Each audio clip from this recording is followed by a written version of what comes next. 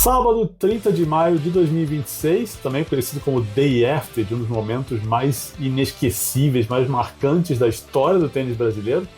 Hora do Café com Cosenza, que entrega tênis fresquinho para você toda manhã e vai entregar todos os dias, durante Roland Garros, depois de Roland Garros, então já favorita o podcast no seu player preferido ou no YouTube para receber a notificação toda manhã, mas o podcast chega sempre cedinho para você. Hoje o assunto é um só, a vitória, né, inesquecível de João Fonseca sobre Novak Djokovic na terceira rodada de Roland Garros. Um jogaço, aço de 4 horas e 53 minutos, que terminou com parciais de 4-6, 4-6, 6-3, 7-5 e 7-5, que eu acho que coloca João Fonseca em outro patamar no circuito. Como bom rubro-negro, outro patamar para João Fonseca. Foi só uma terceira rodada de slam, só muito entre aspas. Não é algo que vai dizer muito em termos de ranking, pelo menos não por enquanto, até o João, né, avançar ou não no torneio. Né? Também não estamos falando de prize money astronômico por chegar nas oitavas de final, embora seja um bom prize money. Mas é um jogo, um resultado que fala em alto e bom som para o mundo inteiro quem é o João e o que ele é capaz de fazer. E o circuito, certamente, todo mundo viu isso e entendeu isso. Eu costumo fazer algumas análises mais profundas, mais técnicas, mais táticas, mas acho que hoje a coisa transcendeu de tal maneira que é quase secundário fazer esse tipo de análise, de dizer o que funcionou, o que não funcionou, o que o João podia ter feito melhor, o que o Djokovic podia ter feito melhor. Porque, cara, durante 5 horas de jogo, os dois estiveram num nível altíssimo e cara, foi uma vitória grande do João, grande. E eu acho que o importante aqui é citar os porquês desse tamanho, dessa vitória colossal, dessa vitória everéstica de João Fonseca em Roland Garros. Um João Fonseca de 19 anos contra um Novak Djokovic de 39, mas numa forma física admirável para a idade, e numa das atuações mais brilhantes que eu vi o Djokovic fazer nos últimos, 5, 10 anos, talvez, sabe? Foi muito grande o que o Djokovic fez na partida, e isso valoriza demais o que o Fonseca conseguiu. Então, vamos lá. Números, fatos, o que dá esse tamanho todo? Primeiro, até essa sexta-feira, segundo números do Tennis Abstract, o Djokovic tinha 301 vitórias e só uma derrota depois que abria 2-0. Isso conta jogos de Grand Slam, conta jogos de Copa Davis. E essa única derrota do Djokovic foi em 2010 para o Jürgen Melzer, em Roland Garros também. E posso falar assim com segurança que em 2010 o Djokovic já era campeão de Slam, ele ganhou o Australian Open em 2008, mas ele estava muito distante do Djokovic que ele veio a ser o tenista que começou a dominar Federer, a dominar Nadal, que passou tanto tempo como número 1, que ganhou outros 23 slams depois. Então, não dá para comparar o Djokovic de hoje, ainda com 39 anos, mas um tenista muito superior tecnicamente, mentalmente, taticamente, ao Federer de 2010, ao Djokovic de 2010, que fisicamente dá para dizer até que era inferior a esse. Tá? Segunda coisa, que é uma comparação interessante, talvez não seja 100% justa, mas isso tem que ser sempre visto como referência e não como comparação. Boris Becker, e não sei se foi só ele que falou isso, porque eu vi isso em outros lugares, mas não sei quem foi o primeiro a falar, mas na conta de Twitter, de X, o Boris Becker disse que ao ver essa partida, essa vitória do João, ele lembrou muito do duelo de 2001 em Wimbledon entre o Federer e o Sampras. Lembrando que naquela ocasião o Sampras já era heptacampeão de Wimbledon, ele defendia o título, ele não era o número 1 do mundo, mas ele era o cabeça 1 do torneio. O Wimbledon na época não respeitava o ranking para determinar suas cabeças de chave. Ele era o cabeça 1, porque era heptacampeão, era considerado por muita gente o maior tenista da história, o que hoje parece um crime, mas muita gente falava isso na época. E aquela vitória do Federer é vista ainda hoje como uma espécie de passagem de bastão. O Sampras ainda ganhou um US Open depois daquilo, em 2002, e o Federer leva um tempo para ser número 1 do mundo, acho que ele assume como número 1 em 2024, no fim de 2023, eu não lembro de cabeça agora, mas o Federer fica como número 1 até segundo semestre de 2008, e aquele jogo teve um simbolismo muito grande. O fato das pessoas estarem colocando essa vitória do João na mesma página ou usando como referência essa partida do Federer e do Sampras, acho que diz muito sobre o tamanho dessa vitória do João. Né? Outra coisa, foram 4 horas e 53 minutos de jogo, resistência física e resistência mental. E isso veio 2 dias depois de uma vitória sobre o Prism, que teve 3 horas e 27. Acho que é um feito e tanto para um adolescente de 19 anos que vinha tendo seu preparo físico questionado por muita gente. Ele andou perdendo um jogo de 3 sets aí. Eu falei em alguns cafés que não achava que, por exemplo, a derrota do Shelton teve aspecto físico, que a derrota para o Medjedovic eu não acho que teve questão física, a derrota para o Roda também não, acho que foi muito mais mental a questão do Roda. A derrota para o Zverev em 3 sets, eu achei ali que o João sentiu um pouquinho, mas, cara, ele não vinha perdendo por chegar morto no fim das partidas de 3 sets. Não era o caso. E essas 2 partidas em sequências, as 2 saindo de 2 sets abaixo, dão uma boa resposta para muita gente. Né? Outra coisa, vou repetir, mesmo aos 39 anos, o Djokovic tem um físico bárbaro. Tá? Ele termina o jogo, eu vou ler os números aqui, com 70 winners, tá? 2 a mais do que o João Fonseca, foram 39 erros não forçados, 8 a menos do que o João, e no geral ele ganhou mais pontos, foram 167 a 164. Tá? Repito, acho que foi uma das maiores atuações do Djokovic recente que eu vi. Comparava a vitória dele sobre o Sinner no Australian Open, ali ele ganhou, ele fechou todas as portas para o Sinner. Hoje ele lutou fisicamente muito mais debilitado do que naquele dia, e, cara, ele teve a 2 pontos de derrotar o João ali no 4º set. E no 5º também brigou ali até o fim, teve um breakpoint no último game, podia ter levado o jogo para um tie-break. Cara, o que ele fez foi enorme. E, repito, isso valoriza demais o feito do João. Porque teria sido diferente, a gente estaria tendo outra conversa se o Djokovic tivesse morrido fisicamente no 3º set. Ou se o Djokovic tivesse apenas jogado mal. Não foi o caso. Acho que foi uma grande partida dele. Né? Então, isso também aumenta o que o João conseguiu. Mais números, né? Como eu disse, o João fez 3 pontos a menos no total do que o Djokovic. Mas ganhou os pontos mais importantes, né? Sobretudo aqueles ali do fim do 4º set. Ele saca em 3, 4 e 15 e 40. Né? Se tivesse perdido ali um ponto, o Djokovic ia sacar para o jogo. E ele vai para as bolas, ele vai para um segundo saque quase kamikaze, né? Navegando ali entre a coragem e a insanidade, mas o saque entra, ele se salva e agora a gente, né, só elogia. E depois no 4-4 no 30 iguais. Pô, a 2 pontos da derrota. 4-5, né? Perdão. E uma última vez, quando ele saca para fechar o jogo, tem um breakpoint contra e saca 3 aces seguidos. Eu estava vendo a súmula, é A. É uma loucura isso, é uma loucura. Né? Mas, outro número importante sobre os saques, tá? O João terminou o jogo com 74% de aproveitamento de primeiro serviço. Isso é muita coisa, 74%. Mas, né, e isso ao longo de 5 sets, que é normal que o tenista tenha seus altos e baixos. Né? Vai ter um momento ali que vai sacar 50 e poucos, outro set vai sacar 60 e altos. Cara, 74%, né, ao longo de 5 sets, contra a devolução do Djokovic, isso é enorme. Eu ouso dizer que se tivesse sido 70%, 69% aí, o João teria perdido o jogo. Tá? E mais impressionante ainda, no 5º set foram 87% de aproveitamento. Tá? E não é 87% do João botando a bola em jogo, não. O 5º set foi quando ele fez, inclusive, o saque mais rápido dele no jogo, foi 220 km por hora. Então não é que ele estava tirando o braço para colocar a bola em jogo. Né? Número precisa de contexto, a gente tem que dar esse contexto. O João não estava empurrando a bola, não. Estava indo para o saque. Né? Então, de novo, gigante o João. Tá? Ainda sobre a capacidade de ganhar pontos importantes, o Djokovic também teve mais breakpoints que o João, 1 a mais, né? Foram 16 a 15, só que o João converteu 1 a mais, 6 a 5. Tá?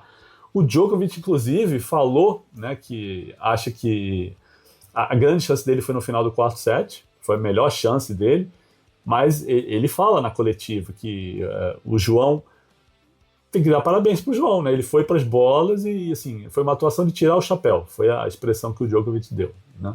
Que o João jogou um tênis espetacular, que toda vez que teve um momento decisivo, o João foi para as bolas e matou, né?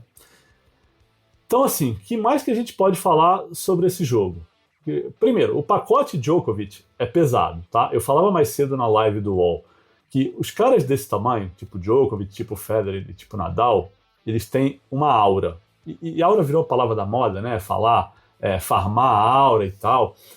Mas, cara, você, quando tem um cara desse do outro lado da rede, e no caso do João hoje, era o primeiro jogo dele na quadra central, na quadra principal de um slam, na Chatrier, né? E nos outros ele não jogou também, nas quadras principais. Era um ídolo dele, uma referência dele do outro lado da rede, então é um momento pesado. E tem toda a história do Djokovic, né, de títulos e tal. Então, por isso que eu falei no meu texto do UOL, e falei no vídeo, que o João derrotou a história nessa partida. E isso é muito grande. Derrota o currículo. Né? Quando eu falei mais cedo sobre aquelas 301 vitórias e uma derrota, depois de abrir 2-0, cara, não é por acaso. Não é uma amostra de 5 vitórias e uma derrota. São 300, é uma carreira toda ali. Sabe? Então, por isso que, e a galera gosta muito de usar épico e histórico, e eu até acho que são adjetivos que se aplicam aqui no caso. Eu tenho implicância com épico e histórico, se vocês quiserem ouvir até o final do podcast, eu digo o porquê, mas a história estava contra o João. Isso que é relevante, porque e estaria contra qualquer um que estivesse no papel do João hoje na partida, sabe? Como o azarão, como o adolescente, o desafiante. E ele foi lá e ganhou do tenista, ganhou da aura, ganhou da história, ganhou das estatísticas, ganhou das porcentagens. Então foi portentoso o que o João fez, quem gosta de adjetivos diferentes. Foi mastodôntico, eu diria, até, só para variar um pouquinho. Né? Que mais? Técnica, tática, cabeça. O João foi glorioso em tudo, em tudo, em tudo. Né? Tirando os nervos do primeiro set, que são nervos compreensíveis, dado o tamanho da ocasião, e eu acabei de falar sobre isso, né? Você joga contra um cara do Djokovic na quadra central, tudo isso, né? É um jogo excelente do brasileiro, acho que da segunda metade do primeiro set. Porque ele ainda devolve uma quebra ali, ameaça no final e tal. O segundo set é um ótimo segundo set, com o Djokovic sendo espetacular, sendo brilhante e merecendo levar. Mas o João fez muita coisa muito bem, né? Eu gostei da devolução dele lá atrás, devolvendo com bola alta. Porque o Djokovic sobe algumas vezes para a rede, faz um swing volley mais ou menos, leva um par de passadas e de repente ele para de subir. E aí o João consegue ficar devolvendo o saque do Djokovic com bola alta e meio que anulando a eficiência do saque do sérvio. Então isso foi muito legal, né? O João também sacou horrores, acabei de falar os números. E outra, né, que eu falei também sobre o João depois do jogo com o Prismic. Ele não foi para pancadaria pura depois que estava perdendo por 2-0, que é uma tentação que muito garotão cai. Não, estou perdendo aqui, vou dar um monte de tiro e acabou. E normalmente esse tiro costuma sair pela culatra, né? Começa a dar mais pontos de graça, a coisa só piora. O João não cai nessa armadilha, ele fica no jogo. Apesar de ter um momento ali que ele olha pro banco, para a equipe, né, faz assim, como quem diz, né, não sei o que fazer, tá meio perdido, mas ele fica no jogo, ele insiste. O Djokovic eventualmente tem uma queda física e tem o aspecto também da quadra, das condições de jogo que vão ficando mais lentas à medida que o sol vai caindo. O João, inclusive, fala isso na entrevista na quadra. Que ele, no começo do jogo estava muito quente, ele batia na bola, a bola voava, ele não estava tendo o controle que ele precisava. O jogo vai ficando mais lento, a gente pode ver também que a bola do Djokovic começa a andar menos, ficar um pouquinho mais curta, pelo cansaço também, e o João começa a distribuir pancada, mexer o Djokovic de um lado para o outro, e a partida muda. Então, ter ficado ali mentalmente foi enorme, ter deixado, né, não ter desistido taticamente e tecnicamente o que ele executou de saque de direita, subindo a rede, curtinha, cara, foi assim, brilhante, sabe? E outra, né, o que eu já falei, ele foi corajoso pra caralho naquele quarto set ali e no quinto também, porque 15-40 ali, 3-4, pô, que buraco, e depois 4-4, 30 iguais, e sacando pro jogo, breakpoint contra, você pode pensar, pô, vou botar a bola em jogo, porque se eu errar o primeiro saque, eu vou ter que jogar com o segundo saque contra a devolução do Djokovic, é arriscado demais. Mas não, ele vai com coragem ali pro ace. Pô, sabe? Então teve técnica, teve cabeça, teve tática, teve execução, teve coração, teve físico, uma atuação completa, né? Não tem o que falar. Que recado isso passa para o circuito? Isso também é importante. Que o João não vai desistir quando tiver 2 sets atrás, porque ele é um cara que o adversário não vai abrir 2 sets e poder relaxar e falar o jogo está sob controle, e que se ele tiver na frente vai ser muito duro para alguém ganhar, virar, se ele tiver 2 sets ou 2 sets a 1 à frente, que vai ser muito duro, o João não vai dar espaço, que o físico dele aguentou 2 jogos, né? Ele disse na coletiva depois do jogo que não sabe o quanto ele vai resistir, mas até agora ele está indo. E ele disse que não sabe porque também não tem experiência, né? Ele nunca passou por isso de 2 jogos de 5 sets seguidos e não sabe como é que o corpo vai reagir. Mas até agora tá ótimo, né? E eu acho que esse é daqueles jogos que a gente vai lembrar daqui a 10, 15, 20 anos. Como a gente está falando desse Federer de Sampras agora, de Wimbledon 2001, tem 25 anos, isso vai ser lembrado, né? Isso vai ser lembrado. Então, que mais? É muita coisa, né? Muita coisa. O que o João fez nesse jogo foi assombroso. Assombroso. Para todo mundo, né? Não é só para brasileiros. Não é só para brasileiros. O Djokovic, inclusive, fala isso na coletiva, né? Que teve um hype muito grande pelo nível que o João jogou, vinha jogando, e ele termina falando, olha, hoje a gente viu por que esse hype existe. E é isso, né? Acho que se não servir para mais nada, que vai servir, evidentemente, mas se não servir para mais nada, vai servir pelo menos para muita gente acordar e entender quem é o João, o tamanho dele, o que ele significa para o esporte, o que ele significa para o Brasil, o que ele é capaz de fazer, e que, sabe, o futuro é empolgante, né? Talvez não seja um divisor de águas para a carreira dele, ainda, isso a gente vai ver lá na frente, mas deveria ser para muita gente, e espero que seja, né, para muita gente que desconfia, que subestima, que critica sem saber, né, os corneteiros. Tem até amigo meu que manda as mensagens no WhatsApp de vez em quando, que eu nem vou citar os nomes aqui para não prejudicar, mas tem gente que fala muita besteira e acho que esses 2 jogos, com o Prismic e com o Djokovic, calaram muita gente, né? O tom das mensagens que eu tenho recebido tem sido outro. E como é que fica o João no torneio agora, né? Ele pega o Casper Ruud nas oitavas, e olha, olhando essa chave inteira, porque, né, do jeito que está, Alcaraz lesionado não jogou, Sinner eliminado, Djokovic fora, o favoritismo caiu no colo do Zverev. Só que é aquilo, né? O Zverev, se pegar o João na semi, que seria, né, os dois estão no mesmo lado da chave, eu não boto, né, na mesa que o Zverev vai ser um cara que vai jogar o melhor tênis dele nas fases decisivas, sabe? Ele é um tenista espetacular, né? Não estou falando espetacular nível Sinner, Alcaraz, Djokovic, mas ele é um tenista acima da média, ele é muito consistente, é um cara que tem 3 finais de slam. Eu acho que com folgas, pelo menos em atividade no circuito, é o melhor tenista sem slam, não só pelo currículo, mas por tudo que tem no jogo dele. Ele tem um saque que é sensacional, tem uma esquerda que fica ali horas, horas e horas sem errar. O cara sabe, né, tem leitura do jogo, é um tenista inteligente, dá umas desculpas de vez em quando, umas declarações ruins quando ele perde, né, fala um monte de besteira de vez em quando, também fala coisas inteligentíssimas, não é que ele seja, né, maluco, nem um gênio, mas tem seus momentos, tanto para lá quanto para cá, mas eu não cravaria que esse torneio é do Zverev, não, longe disso, tá? E olhando para a chave, não tem ninguém que eu fale assim, olha, esse cara aqui o João não tem capacidade de ganhar, né? Eu vou até olhar a chave, minha chave está aberta aqui no monitor do lado. Casper Ruud nas oitavas, Rublev e Menchik nas quartas, e aí seria essa semi contra o Zverev. Lembrando que o Zverev pode pegar o Roda nas quartas, né? O Roda também ganhou uma partida de 5 sets dramática contra o Mikkelsen, tá vivo. O Ruud, que pega o João, também fez um jogo de 5 sets, saiu de um buraco ali contra o Tommy Paul. Tommy Paul abriu 2-0. O Ruud foi buscar, ganhou um tie-break ali apertado no quarto set, foi tenso.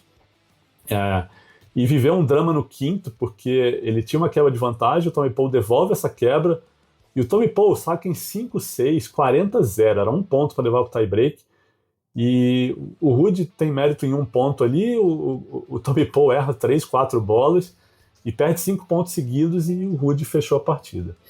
Também outro jogo de quase 5 horas ali. Demorou um pouquinho menos que o jogo do João.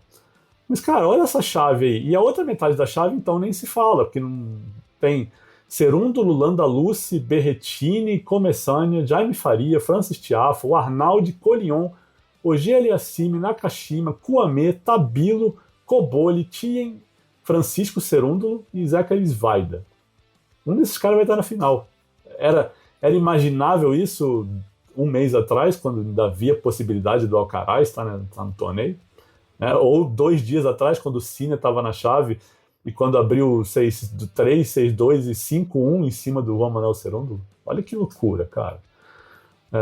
Bom, bora ver as perguntas que os apoiadores do Saque Voleio mandaram né, sobre esse jogo. O Pedro Melo escreve assim: acredita que é a maior vitória do tênis brasileiro desde aquela do Guga contra o Federer? Perdão, só se me empolguei. Ele manda as risadas aqui. Possivelmente, Pedro. Minha cabeça está entupida hoje de coisa para eu fazer uma conta assim de tipo 25 anos de... Não, aquela vitória foi 2004, né? Tem 20 e poucos anos de lá para cá, 22. Não sei, cara. Acho que a gente já tá falando de simples. Acho que sim, né? Mas aí tem o bronze olímpico, que tem um peso considerável, né? Tem os títulos de slam do Marcelo e do Bruno. O Marcelo, aquela final de Wimbledon 2017 foi um jogo também memorável. Então, sei lá, acho que é comparar maçãs com laranjas, ou sei lá qual é a analogia que eu deveria fazer aqui. Mas se a gente estiver falando de simples, eu acho que sim, viu? Eu acho que sim. O Lucas Parra escreve assim: analisando friamente, óbvio que as 3 vitórias do Guga na final de Roland Garros são gigantescas e valeram grandes slam, além de inúmeras outras dele. Mas considerando o nível do adversário, sair de 0-2 e todos os obstáculos possíveis, podemos pensar na maior vitória simbolicamente do tênis masculino brasileiro na história? E eu não entro não, Lucas. É lindo, mas não sei, pergunta pro Federer se aquela vitória sobre o Sampras é uma das maiores da carreira dele. Se ele trocaria uma final de slam por alguma daquelas. Talvez o Federer com 20 slams possa se dar esse luxo de trocar. Mas, sabe, tem um peso, mas final de slam é final de slam, né? E o Guga tem algumas vitórias grandes que nem foram finais de slam também, né? Tem uma vitória sobre o Ferreiro, que foi enorme. Teve a vitória sobre o Kafelnikov, teve a vitória sobre o Michael Russell, que ele salva match point. Então, eu acho que é um terreno aí perigoso para entrar. Outra pergunta dele é a seguinte: até esse Roland Garros sabíamos do potencial do Fonseca, mas ainda não parecia o momento que ele poderia brigar por slams. A partir desse momento é justo pensar e analisar o Fonseca como um dos grandes candidatos ao título em qualquer slam?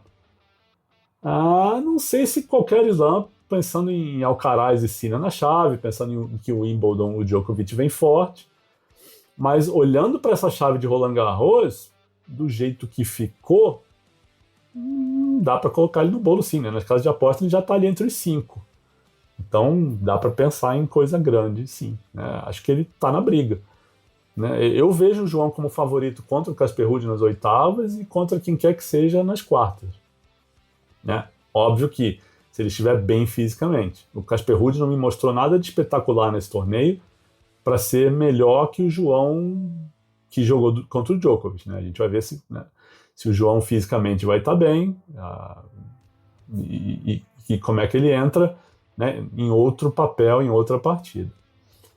O Paulinho escreve assim: ontem você respondeu que, dependendo da vitória do João, valeria mais que os títulos dele de Buenos Aires e Basileia. Né, alguém tinha me perguntado isso, se ganhar do Djokovic valeria mais. E eu falei que dependeria das circunstâncias, porque podia ser um jogo ruim do Djokovic, podia ser uma vitória que viesse com problema físico e tal, mas do jeito que veio a vitória, hoje eu diria que sim. Acho que é uma vitória maior que os 2 títulos. Tem um simbolismo maior, assim, com certeza, sabe? Não só para ele, mas o recado que isso passa para o resto do circuito. O Robson pergunta assim: Fonseca falou no final da entrevista que as pessoas têm preconceito contra a equipe técnica brasileira e que o pessoal fala para ele ir treinar na Europa. Eu sempre achei que os comentários não eram sobre a equipe técnica dele, mas sobre ele não ter pares no Brasil com quem treinar e manter um ritmo elevado.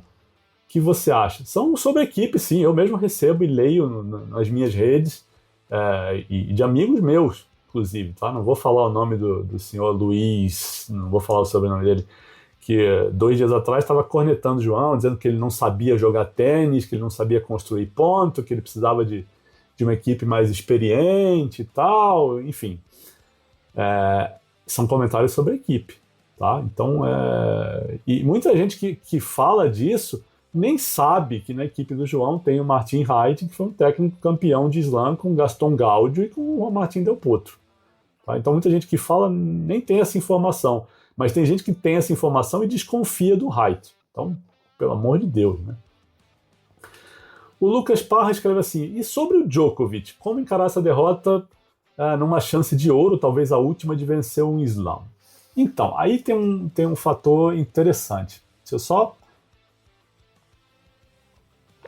fazer meu jabá do café, né?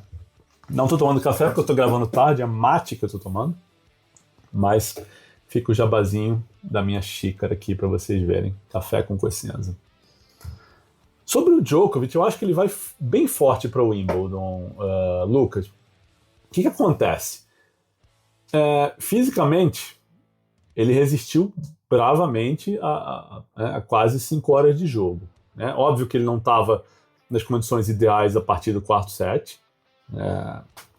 Mas, cara, com 39 anos não dá para exigir muito disso. Né? E outra coisa, ele sacou muito bem o jogo inteiro e devolveu muito bem. Ele pressionou o João a partida inteira, até o quinto set. Então você imagina que em um Wimbledon, estando bem fisicamente, se ele não tiver nenhuma lesão até lá, com pontos mais curtos, com o que ele está sacando bem e com a devolução dele entrando, ele é um candidato fortíssimo. Se não acontecer nada de diferente até lá, eu acho que ele tem chance de brigar. E lembrando, lá também não vai ter o Carais, vai ter o Sinner.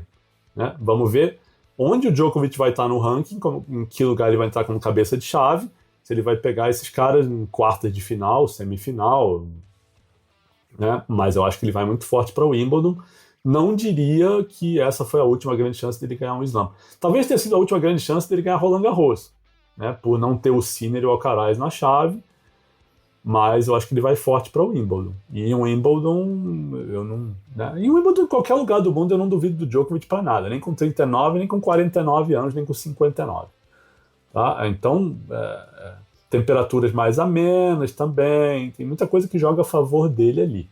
Tá? Então, não é terra arrasada. Né? O nível de tênis que ele mostrou, considerando que ele fez um pré-Roland Garros quase inexistente, ele jogou Roma e perdeu, do Prismit, né, inclusive, acho que, considerando que ele fez 3 jogos em Roland Garros e no terceiro ele estava jogando nesse nível, eu, quando estava vendo o jogo, até o segundo set, terceiro, e no quarto, inclusive, eu estava pensando, cara, se ele ganha esse jogo do João, ninguém ganha dele nesse torneio. Porque o João estava jogando um nível muito alto no quarto set já. E o Djokovic ali em cima, né? Brigando, sem entregar nada, fazendo o João jogar, cara. E ele em um Wimbledon nesse nível, eu tomaria muito cuidado antes de descartá-lo, sabe? Última pergunta da Luísa Felipe. Físico do Djokovic claramente está pior desde o Australian Open, para os padrões dele, e já saiu do top 5 no Live Ranking. Eu nem olhei o Live Ranking do Djokovic ainda. O quanto você acha que uma derrota como a de hoje pode acelerar a aposentadoria dele? Você acha que existe alguma expectativa de melhora física para ele já com 39 anos? Obviamente sem tirar mérito nenhum da vitória do João hoje. Luiz, repito o que eu falei agora sobre o Wimbledon, sabe? Acho que não acelera a aposentadoria. Acho que o que vai acontecer em um Wimbledon e o quanto ele vai estar bem fisicamente até o resto do ano, talvez defina se ele joga e o quanto ele joga no ano que vem. Mas não acho que a derrota de hoje tenha que ser vista como algo duro ou sabe, que vá desmotivar o Djokovic. Acho que, né, se ele parar, sentar e analisar o nível de tênis que ele jogou, cara, acho que é um nível de tênis que permite que ele siga competindo aí, tá? Bom, gente, resultados do dia, só para registrar aqui, vai para os brasileiros. Não vou nem falar muito do resto do torneio, porque já está longo o episódio, mas resultados do dia. Stefani Dabrowski venceram a Pridan Klinhatang por 6-3, 3-6, 6-2, vão para as oitavas de final. O Demo e o Balázs também venceram, isso é muito legal. Passaram por Schneider e Wallner, 7-5 e 6-2, também vão para as oitavas. Nas mistas, na primeira rodada, o Orlando Luz e a Chan perderam para Stoller e o Harrison, 6-3, 7-6. Mas Rafael Matos e Cristina Bux estrearam com vitória sobre a Mihailikova e o Kravitz, que eram cabeças 8, fizeram 6-3, 6-3 e passaram para as oitavas. O que tem hoje, sábado, de brasileiro? A Bia volta a jogar, a Bia está viva nas duplas com a Samsonova. Primeiro jogo da quadra 6 contra Boskova e Sorriba Stormo, segunda rodada de duplas. Depois no mesmo horário tem Ingrid Martins e Solana Sierra, primeiro jogo da quadra 9 contra Kempen e Klepat, segunda rodada de duplas também. E nas mistas, nas oitavas, já tem de novo Rafael Matos e Cristina Buxa, último jogo da quadra 9 contra She e o Wallner, tá? Oitavas de final. Tem mais duas perguntas de apoiadores aqui, que é o seguinte: o Pedro Melo, vamos entrar na polêmica, vai. Pergunta se eu fosse responsável pela programação, e a programação ele está falando deste sábado, se eu teria colocado ali Assimi e Nakashima na rodada noturna. Não me parece o jogo mais atrativo, e ainda mais com a Sabalenka, número 1 do feminino, jogando fora da quadra central. Deixa eu aproveitar e olhar aqui essa programação, e ela ficou assim, ó, na Chatrier tem Koboli e Tim, e esse jogo começando às 7 da manhã, depois tem Paris e Anisimova, seguindo Kokogov e Potapova, e depois Ogier Aliassime e Nakashima. A Sabalenka está na Suzanne Lenglen. Jovic e Osaka fazem o primeiro jogo, 6 horas da manhã em Brasília. Esse jogo é bom, hein? Depois tem esse jogo da Sabalenka com a Kasatkina, Kouame e Tabilo, e Jaime Faria contra Tiafoe. Tá? Então, assim, as duas quadras principais. Sobre a pergunta do Pedro Melo. Olha, eu olhando daqui de casa, sentado na minha cadeirinha, não colocaria esse jogo do Ogier-Aliassime com o Nakashima. Não me parece o jogo mais interessante. Eu colocaria o Kouame e o Tabilo, porque é francês, é da casa e tal. Sobre a Sabalenka e a Kasatkina, eu acho que esse jogo pode ser bem rápido até, principalmente sendo de dia. Se fosse de noite, talvez a Kasatkina poderia enrolar um pouquinho mais, esticar um pouquinho mais as trocas de bola. Mas o que acontece? Eu tô aqui sentado, eu não tô lá, eu não sei se as tenistas, né, as grandes, a Sabalenka, por exemplo, se pediu para jogar de dia, não sei quem fez algum pedido ou não, eu não sei se a Amazon, que é quem tem os direitos de transmissão para a França dessa sessão noturna, pede sempre um homem. A Monresmo, a diretora do torneio, já falou isso, que prefere colocar jogo masculino, porque o jogo masculino demora mais, o jogo feminino pode ser muito rápido, e essa sessão noturna só tem uma partida, então pode ser muito rápido, não vale a pena para quem paga ingresso, e para a Amazon, né, que é mais tempo de tênis no ar. Mas o que acontece? Esse é um problema que Roland Garros arrumou para eles mesmos, quando decidiram que a sessão noturna lá ia ter um jogo só. Né? Eles fazem 3 jogos de sessão diurna e 1 de noturna. E o problema de só ter um jogo é isso, né? Você tem que escolher, e aí vai ter esse problema, vai ter sempre essa polêmica do masculino, do feminino e tal. É difícil botar 2 jogos em sessão noturna lá, porque as condições de jogo à noite são mais lentas, você precisaria começar mais cedo, e aí mais cedo quem compra ingresso para sessão noturna de repente não consegue chegar a tempo. A sessão noturna começa lá às 8h15 da noite. Então você poderia começar às 6h30 ou 6. O pessoal poderia chegar às 6? Até poderia, mas enfim, né? Não sei os horários do público francês, público parisiense, para te cravar isso. Eu imagino que eles saibam isso melhor. Mas não dá para botar 3 jogos de dia e 2 à noite. 5 jogos fica muito puxado, né? E os jogos da noite tendem a demorar mais, porque as condições de jogo são mais lentas, os rallies vão ser mais longos. Então, tudo isso pesa nessa matemática aí. Mas essa polêmica sempre vai existir. E a última pergunta é do Alan Brado. Olha só que nome curioso, né? Alan Brado. Ele pergunta por que eu não gosto de usar épico e histórico. E tem 2 motivos para isso. É simples, assim. Eu acho, primeira coisa, eu acho que banalizam o histórico, banalizam fazer história e usam demais para ocasiões que não cabe. Vou dar um exemplo. Eu aposto para vocês, e eu aposto porque eu vi isso, que vocês leram em algum lugar que a vitória do João sobre o Prismit foi histórica. E aí eu pergunto, como é que você dimensiona essa grandeza se o jogo contra o Prismic foi histórico e o jogo contra o Djokovic foi histórico também? É a mesma coisa? Não é. Então, quando você começa a usar histórico para cá, histórico para lá, fez história aqui, fez história ali, você banaliza a coisa e você deixa de dar a dimensão correta para certos momentos, né? Então, você não pode igualar o histórico, você não pode usar a mesma palavra para o jogo do Prismic e para o jogo do Djokovic. Isso é o que eu acho. E o épico, eu acho que é simplesmente falta de criatividade. Me digam aí vocês, quantas vezes, em quantos lugares diferentes vocês leram épico para esse jogo do João com o Djokovic? E aí você pode me perguntar, mas não é épico? Eu falei, mas precisa todo mundo usar a mesma palavra? Não falta um pouquinho de criatividade, não falta um pouquinho de vocabulário para as pessoas? Sabe? Por que você, né, principalmente para quem trabalha com palavra, que é o meu caso, quem trabalha com vocabulário, não precisa usar a mesma palavra de todo mundo, né? Acho que quem tem mais vocabulário tem a opção de usar coisas diferentes. Foi épico na definição da palavra? Eu acho que foi. Mas se a gente lê épico em tudo quanto é lugar, para tudo quanto é situação, e épico também é meio banalizado, menos que histórico, menos que fazer história, mas também é meio banalizado, acho que perde um pouco da força da palavra. Se todo mundo começa a usar, banaliza também. Então é isso, gente. Que dia, hein? Que dia. Que dia, gente. Obrigado. Obrigado a quem ficou até aqui. E estou fazendo em vídeo dessa vez porque acho que a ocasião pede. Dá mais trabalho para editar, dá mais trabalho para um monte de coisa. Mas eu acho que valeu por hoje, né? Foi um momento épico, histórico para o tênis brasileiro, para o tênis mundial, eu acho, sabe? Então a ocasião foi incrível.